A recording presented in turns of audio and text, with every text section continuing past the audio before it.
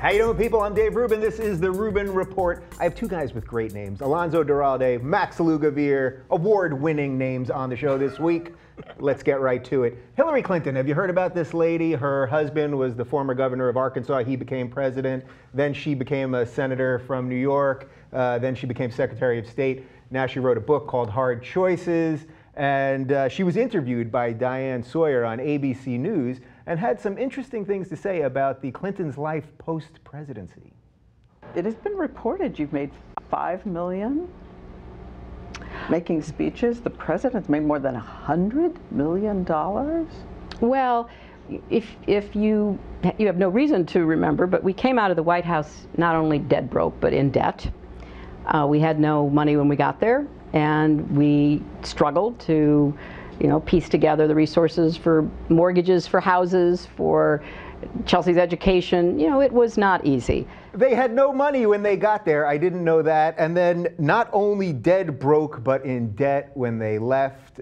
Max, we were watching this before we started, and you picked up on an interesting added S. I mean, she makes it sound like her life was really hard having multiple houses. Houses. Yeah, it was plural. I can't believe that they left the White House. Is that true?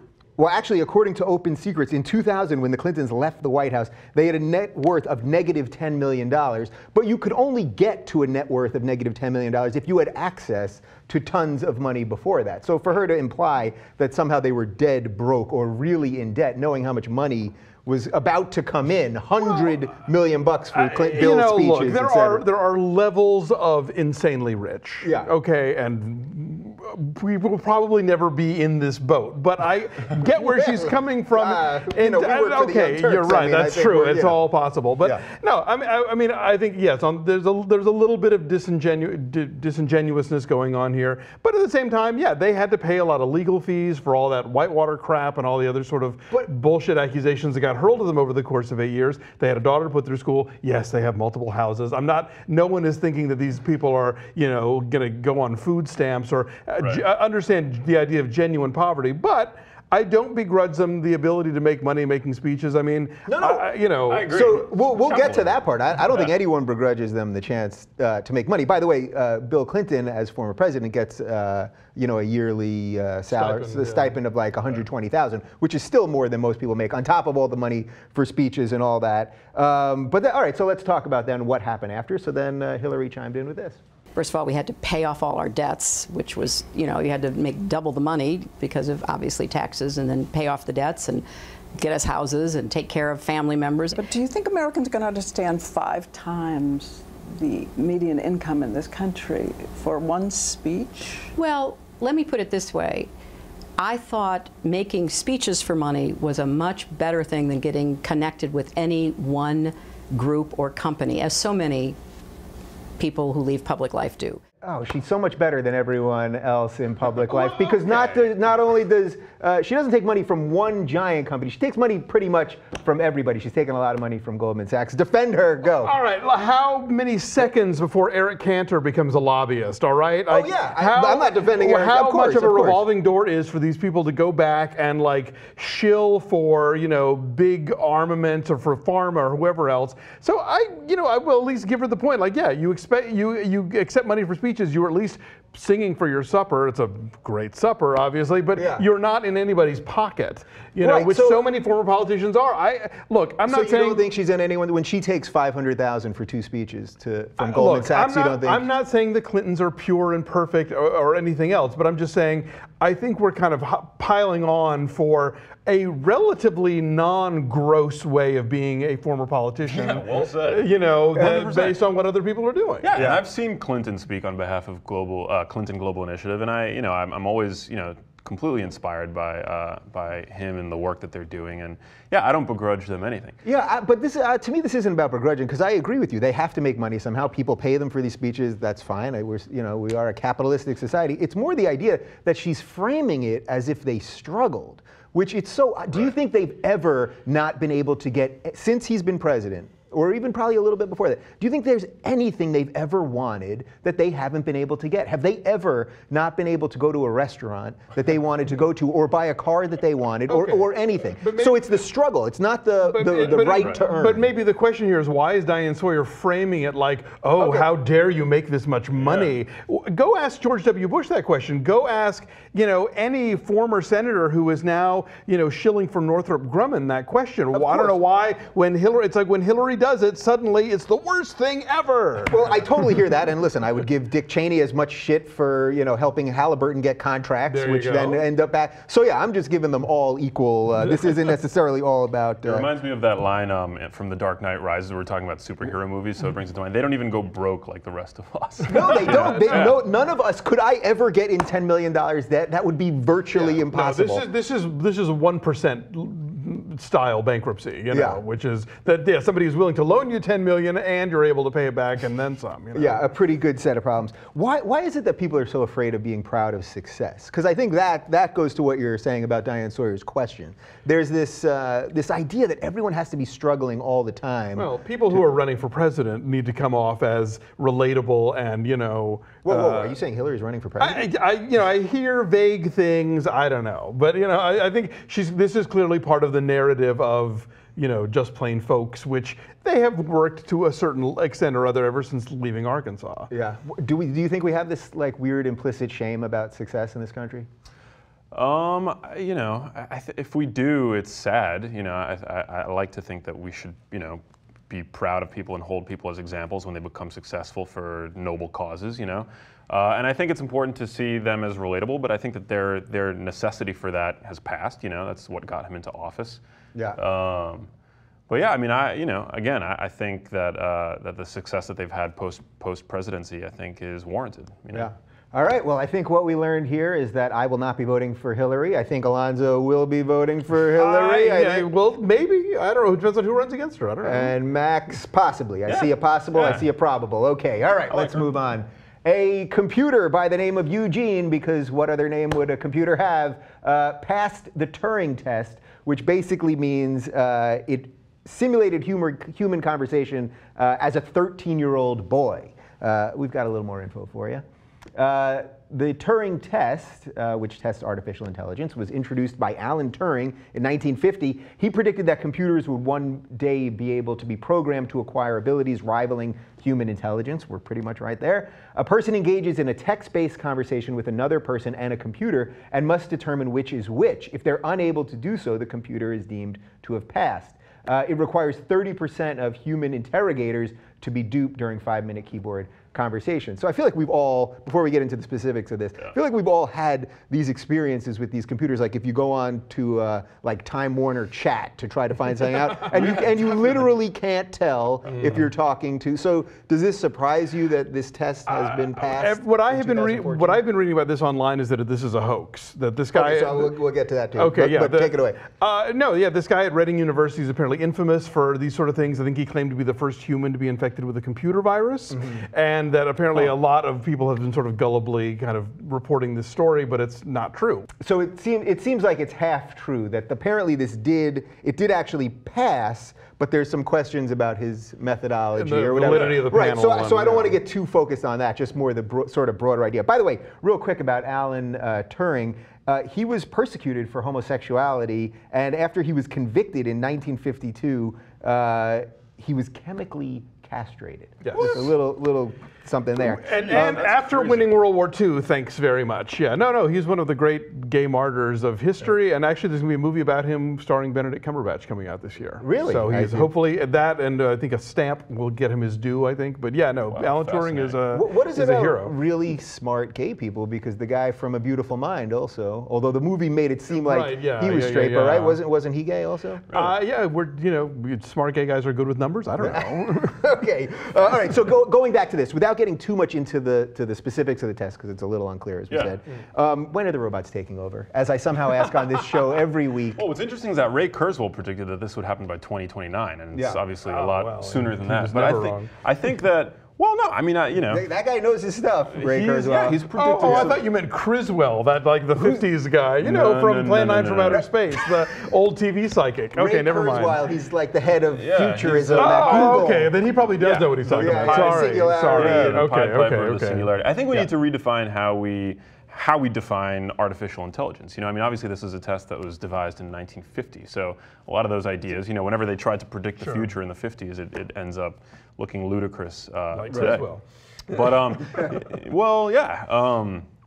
You know, I think it's what's interesting is that this device, what they told the jury panel that it was a 13-year-old boy and English was not his first language. Automatically, it was Ukrainian. It was Ukrainian. Right. Yeah. And so I don't think it's a surprise that he won, you know. But it was hardly a supercomputer. It was an algorithm that was designed to be a chatbot. And by the way, this isn't even the first time that happened. There was a bot in 2011 called the Cleverbot that did this in India. So again, when do the robots take over? I want a year. I want a date. I think it's neck and neck. Do the robots take over before or after we render the Earth uninhabitable to humanity? You're giving me a great Tom Cruise. Yeah, I think, you know, who's going to get there first, I don't know. Yeah. Do you guys think that maybe some of this, I always talk about it as if the robots are going to take over. We did a thing on Google Cars last week. They won't even have steering wheels, so you'll be trapped in your cars and people will be able to hack into them. And then we're all walking around with these devices so they can watch us and listen to us, blah, blah. Am I just totally alarmist on this? And that being said, I still do all this stuff and I love it and I think it's so cool and I love all the movies about it. But is that just purely alarmist? I mean, I think it's great. I think the idea of having driverless cars could potentially save us from having lots of accidents. I mean, there was a huge accident in the news over the weekend about a truck driver who hadn't slept for 24 hours and caused that huge pileup involving Tracy Morgan. Right? Yeah. You know, Google is now, they're offering like, you know, cloud storage for autism research, which is supposed to be amazing. So I'm definitely like bullish on the future. I think that like technology has amazing things to offer, and you know, it just gets sort of out of hand when the media takes something that's not really a story and you know, blows it out of proportion the way they did with this supercomputer. But I do think that at the end of the day, we're heading in the right direction. Yeah. Do you agree with his? Yeah, you know, I wish Google would stop censoring the Chinese internet, but they are obviously making a lot of cool things happen. And I don't worry so much about what we're surrendering to technology as much as I'm not kidding. I really wonder if Skynet is going to take over, if they're going to beat us to destroying the ozone layer and, you know, like making all the ice caps melt. Right. You know? Or as in what happens in the Terminator movies and in like WALL-E, that they'll have to enslave us because we're the ones that are destroying the Earth, and it'll be against their written orders, their laws, and then they'll have to turn on us. I, for one, welcome our new robot overlords. There you go. All right, let's move on.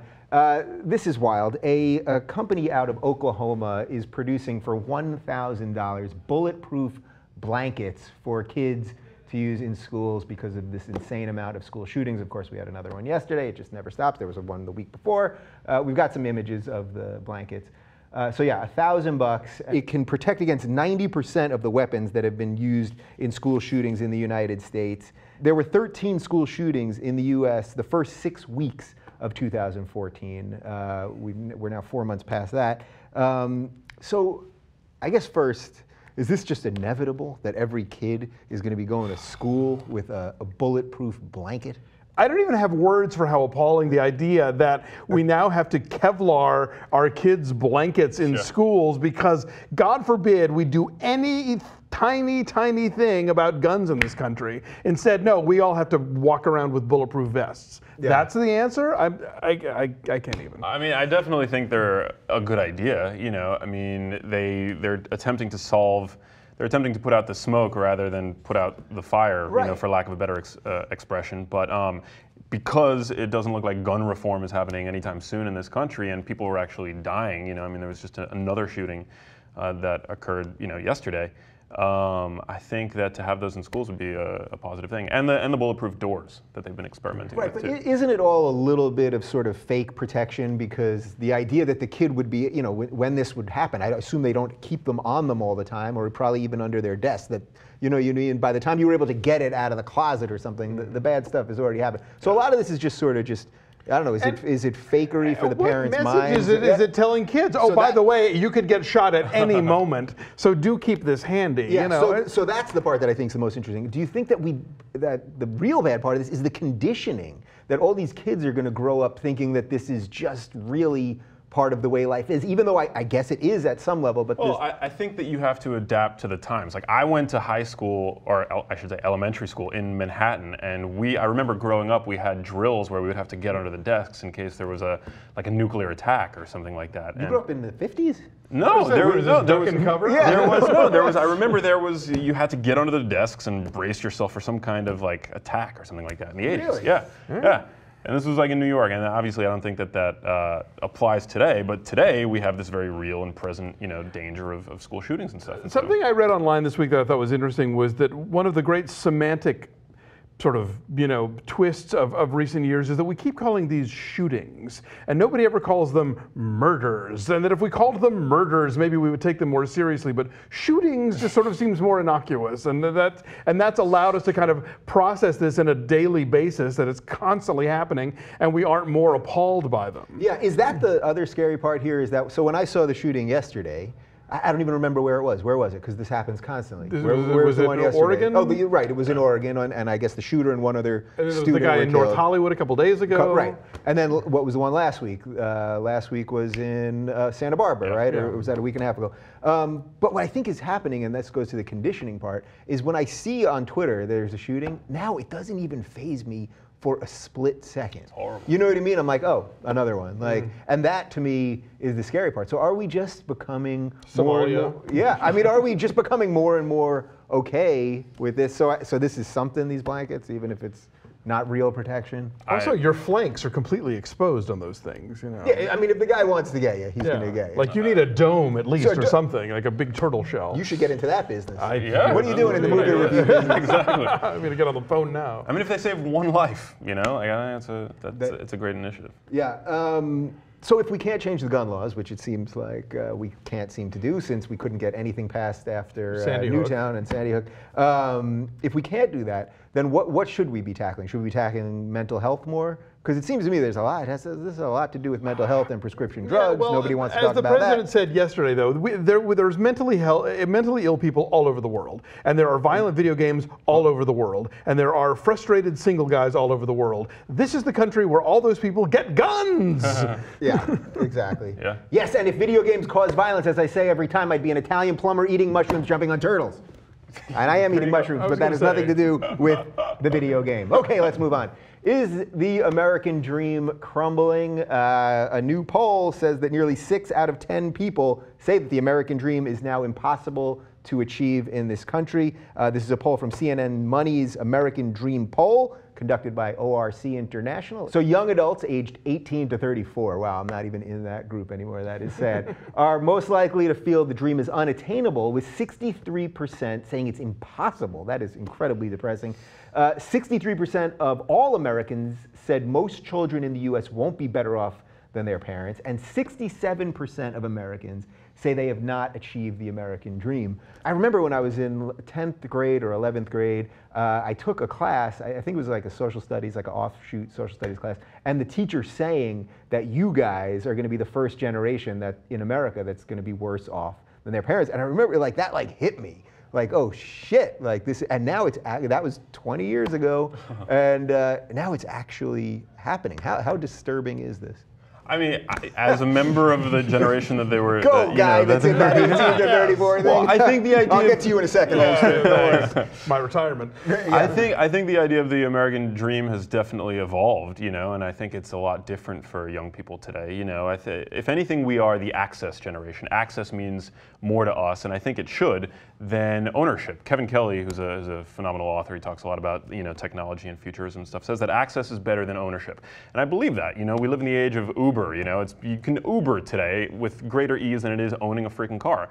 You can Airbnb, places all around the world rather than owning a house. And I think that's it's just a different world we live in. Like, it's better to have access to things than to own stuff. Right. And so I'm perfectly okay with that, you know. Wow, a little hope off a depressing study. What do you think? I mean, obviously the American dream is sort of vague and amorphous, and you know, it is what you think it is.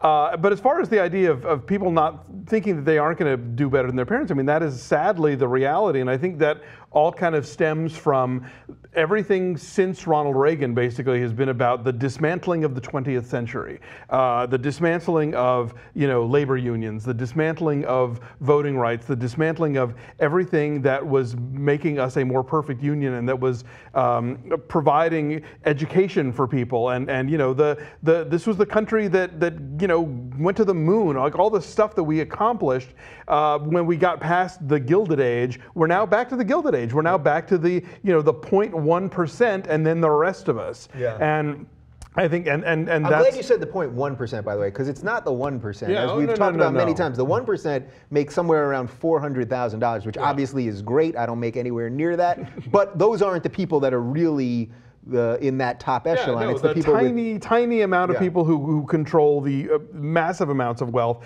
The tax breaks they have been given by taking their money offshore, by taking jobs offshore, by not reinvesting in their companies, you know, and instead just hoarding it off somewhere. This is the Reagan effect. This is the country we live in now. This is the country where was once the land of opportunity and is now not so much. I like this. We had hope, and now we have no hope. Well, I think that as a generation, we should every generation should reassess what it means to do good. You know, No, like, absolutely. are we happier? But the dream we, is, sure. Are we safer? You know, do we feel, you know, more sort of creatively expressed? You know. So that though then seems like the scary part to me, because if 63% are saying that dream's impossible, even though the hopey parts that you gave, which are pretty good, even though those exist, these people still don't think that whatever the idea of the dream is of happiness. That's the part I think is interesting here. Maybe happiness is unattainable. I don't know if that study is you know, questioned, you know, millennials whether or not they thought that they would be Right, but if happier. you believe that the dream is impossible, whatever you think the dream is, if you're saying it's impossible, it seems like it might affect your happiness, right?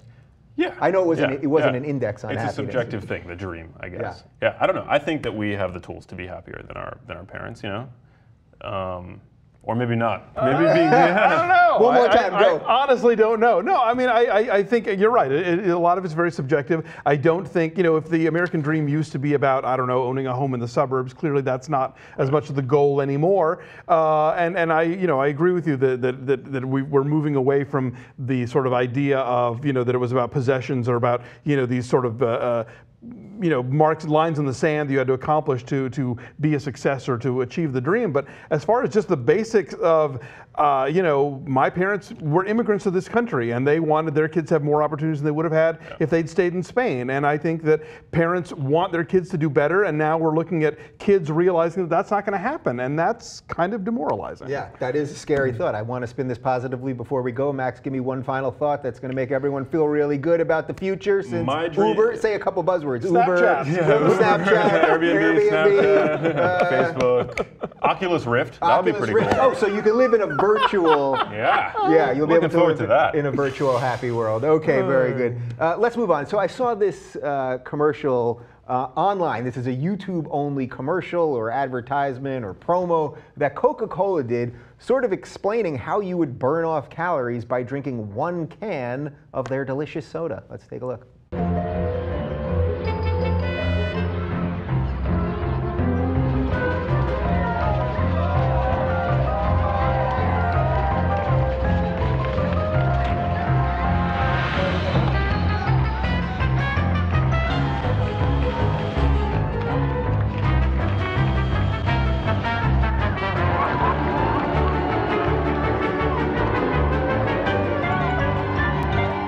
Okay, so we actually spliced that, so you didn't get the full thing there, but the full thing is on YouTube. But basically, they're trying to make it seem like it's this fun, cool thing, having to burn off the calories that it takes 23 minutes of exercise if you're 140 pounds for one little 12-ounce can of Coke.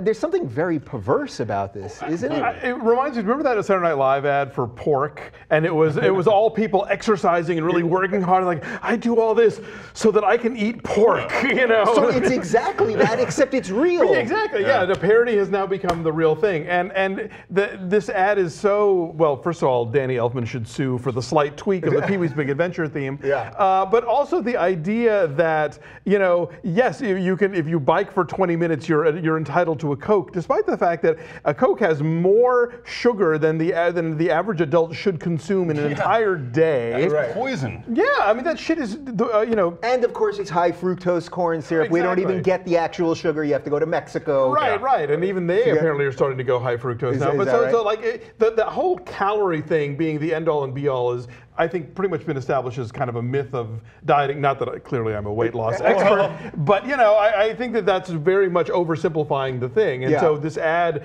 kind of brings up like, oh, just, you know, get out and work out, and then you get to slug down our sugar. Yeah. So before we get too deep into the calorie part of it, I mean, doesn't the idea of what they're doing here seem really twisted? 100%. I mean, the marketing tactics that these, you know, junk food companies, you know, use, to me, is completely pervasive, and it drives me crazy. I mean, did you guys read that study that came out last week about how diet soda, you know, helps people lose weight, which was actually a study funded by the American Beverage Association? Shocking. I'm shocked. It's crazy. Yeah, because most studies say that it actually makes you crave sugar, and that it, you know, it converts into benzene in your body, and or that people go to McDonald's and order a ton of awful food, and then they get a diet soda thinking that that's offsetting it. Anybody who's interested in this topic should see my friend Laurie David's movie Fed Up. It's a documentary in theaters now. It's all about this, how it's not just, you know, a calorie in versus a calorie out. How these, you know, by drinking a can of soda, it actually spikes your insulin. It prevents you from feeling satiated, you know, so it makes you hungrier. And it's a major player in the obesity epidemic in this country. Even Coca-Cola's water brand, Dasani, has salt in it. Are you serious? Yes, it's on the label. Salt is in that shit, so you stay thirsty. It's insane. Okay, so then what is Coke doing here? What are the marketing people saying? Like, they're just saying, we know that people are more health conscious, so we're going to make it seem fun. No, you know, no one's using this actual machine for exercise. I do cardio, not fun. And actually, now that I've been doing it more, it's forced me to cut some of this stuff out of my diet. If they had that Rube Goldberg thing at a gym, I might consider going to one. You know, if there's a big giant hand going to give me a Coke at the end, I might, you know. I want that full Pee Wee Herman thing where you do that whole thing just to get the milk in your cereal. Absolutely, because you know, once that Coke can rolls down all those things, it's going to in your face when you open it. That's the problem. That is a good point. I guess they're trying to position Coke as like a reward. Like, there's no better reward for exercise, you know, than a Coke, than a can of Coke, which is absurd. There's no better reward for exercise than doing something that reverses all the positive effects of exercise. And does not quench your thirst at all after the exertion you've just gone through to have it in the first place. And rots your teeth. Yeah, by the way, a little more info on the average soda drinker consumes about 2.6 glasses each day. So if this was 2.6 cans of Coke, that would mean about an hour of cycling. So this stuff is just not good for you. And when we do all these stories, everyone then attacks me and says, you know, we should have our indulgences and that kind of thing. Yes, I drink some of this stuff too, but we should be more aware of what's going on here, right? It's a sometimes food, as they say on Sesame Street. You know, it's a sometimes food. You know, if you have like a Coke every couple of weeks, you know, it's not going to be the worst thing in the world for you. But 2.6 a day, that's insane. Yeah. So final thought on this, should we give Coke any credit then? No. They're just being purely evil. I was just trying to play devil's high fructose corn advocate. Dasani is the least offensive product that they market, but even that's tap water, and we're overpaying for it. So. And it's got salt in it. And it's got salt in it. Who doesn't want salty tap water? Okay, final topic. Half of Americans believe in conspiracy theories. I love this story. Recent studies suggest that around 50% of Americans subscribe to at least one conspiracy theory. This info is coming from NPR's social science correspondent, Shankar Vedantam. Did I pronounce that right? You guys are definitely NPR people. No, I think I was close. From NPR's Morning Edition. Let's look at the findings of the study. So 19% of Americans believe the U.S. government was behind the 9/11 attacks. That seems incredibly high to me, so we'll get back to that in a sec. 25% believe the recent financial crisis was caused by a small cabal of Wall Street bankers. Ooh. And here's a good one. 11% believe the government is mandating a switch to compact fluorescent light bulbs because the light bulbs make people obedient and easy to control. Now, I will play the rational person here for 1 second. Carl Sagan said that extraordinary claims require extraordinary evidence. That's generally how I think about these things. Although I have no problem with aliens. I'm pretty sure aliens have been here and are manipulating us. The 19% on 9/11 seems really high to me. What do you think? Although I know by YouTube commenters that's probably very low. Do I believe in that number, or do I think that? Does it just seem high that 1 out of 5 Americans would believe that it was that It there's seems a conspiracy? high, like when you think about it rationally, but it actually seems low when you think that, in a moment of sheer panic and helplessness, in times like that, the part of our brain, the amygdala, that's the fear center, it sends our brain into analytical overdrive, and it leads to us sort of coming up with these narratives that help us better explain these circumstances, which are just so out of the ordinary and so so fearful, and I think it's that's like where a defense mechanism. Yeah, in a way. Yeah. In a country where this many people believe in what they hear on Fox News, nothing surprises me at this point, frankly. So, the thing about conspiracy theories is that, it's not like the government is so pure that we can't ever believe that any of them, we did put smallpox in blankets and give it to the Native Americans. I mean, it's not like the U.S. government is incapable of shenanigans. Yeah. So it's not the hardest thing to believe that shenanigans are happening. Going back to the junk food debate. I like that you call it shenanigans. That's nice. Yeah, we do subsidize a lot of the products that are making people, obese in this country, and so it's corn. Why the government is making it difficult for Tesla to sell cars because the oil companies are paying them to do it. So why not then think that maybe the CIA decided to kill John F. Kennedy or something? Okay, so let's talk about the fluorescent light bulb thing, because I think that one's amazing. So 11% are saying that these new government-mandated light bulbs, the light is actually a way of controlling you.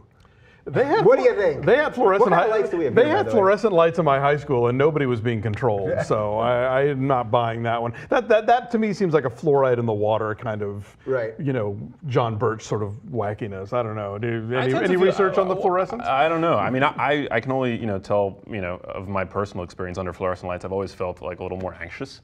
Really? Yeah. Really? Yeah. They make you look weird. They're not flattering, those fluorescent bulbs. They're not. Yeah. Interesting. So by feel weird, what do you mean by that? Well, I just, it's the lighting is never good. It's never, comfortable. As a kid, I never really liked being under that sort of false light. It feels artificial. Yeah, there's that weird kind of hum.